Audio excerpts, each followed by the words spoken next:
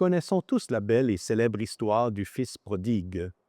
Et oui, c'est une parabole racontée par notre Seigneur Jésus-Christ lui-même concernant l'amour inconditionnel d'un père. L'histoire nous raconte qu'un mauvais fils demande l'héritage à son père et le dilapide dans une vie complètement déréglée. Après être tombé dans une misère terrible et scandaleuse, ce mauvais fils finit par revenir à la maison et demande pardon à son père. Mais cela contrarie cela contrarie son frère aîné, qui n'a jamais abandonné le père. L'histoire se termine donc en suggérant que ce n'est pas le mauvais fils qui a finalement tout perdu, mais le fils aîné, supposément dévoué, c'est lui qui a tout perdu. Que s'est-il donc passé?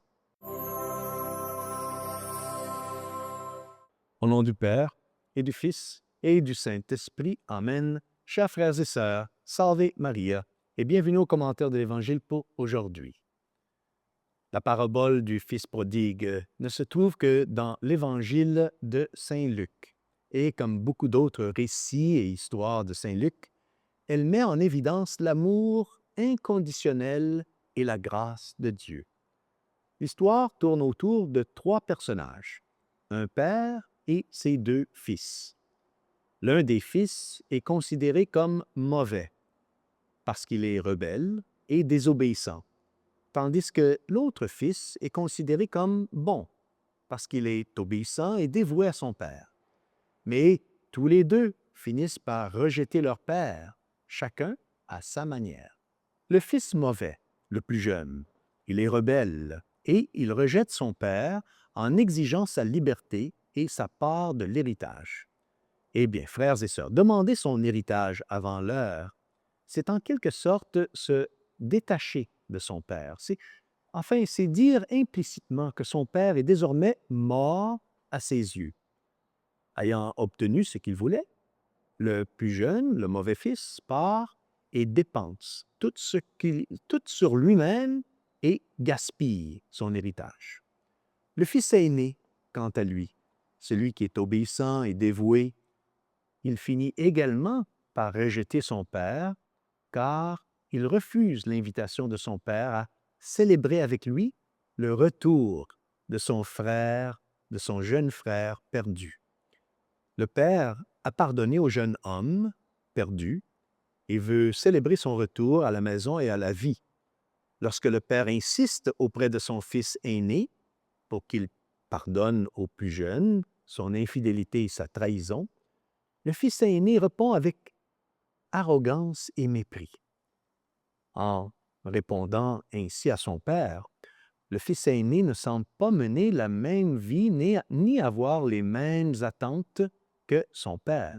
Le fils aîné est respectueux et obéissant envers son père, oui, mais ne semble pas éprouver d'admiration ni d'amour filial à son égard. Il semble considérer son père comme une figure rigide et autoritaire qui ne sait pas ce qu'il fait. Le père, qui est dans cette parabole, évidemment, est une image de Dieu. Ce père va à la rencontre de ses deux fils. Lorsqu'il voit son fils rebelle revenir, il ne lui pose pas de questions et court simplement vers lui pour l'accueillir et le pardonner.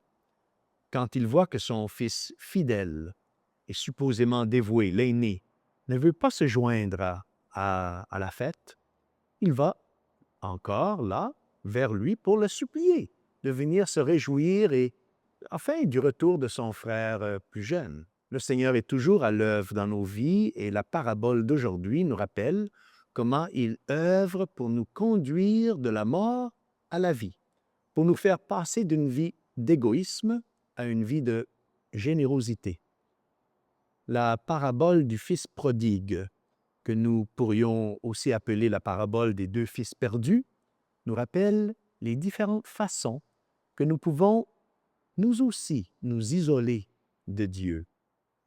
D'une part, l'auto-indulgence, comme le plus jeune fils qui va et dilapide tout son héritage. Et d'autre part, l'apitoiement sur soi-même. Nous savons que le jeune fils rebelle a reçu l'amour et le pardon de son père, mais nous ne savons pas si le fils aîné a également pu recevoir l'amour et le pardon de son père.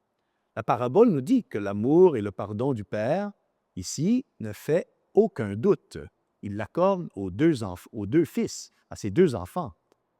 Ce qui est incertain, cependant, c'est notre ouverture. C'est l'ouverture du plus vieux à recevoir l'amour et le pardon du Père. Demandons donc à Notre-Dame de nous aider pendant cette période de carême à toujours bien répondre à l'amour et à la miséricorde de Dieu en ne rejetant jamais son appel à pardonner aux autres comme il nous pardonne.